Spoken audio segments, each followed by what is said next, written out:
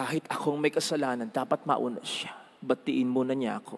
Maramdaman ko muna na nagpaparamdam siya bago ko magparamdam sa kanya. Ayun tayo At kaugnay nito, hindi rin normal yung ang iniisip natin, meron bang sama ng loob sa akin ng kapwa ko? Ang iniisip natin, yung sama ng loob natin, yung punto natin, yung concern natin, yung hinihiling natin. Yun muna ang dapat nating pag-usapan bago natin pag-usapan yung punto ng iba. Yan ay pag-iisipan ko pa. Ayun. Kaya nga exage yung sinasabi sa atin ng ating Panginoon na wag nang magpatumpik-tumpik pa, make the first move na. Ang mahalagahin mo, hindi yung sama ng loob mo, kundi yung sama ng loob sa'yo ng kapwa mo. Sabihin nyo ng OA siya, sabihin na nating exage siya. Ang punto ng ating Panginoon dito ay wag nang lumala pa ang pupwedeng maging epekto sa atin ng galit at maging sa iba, maging sa ating relasyon sa Kanya.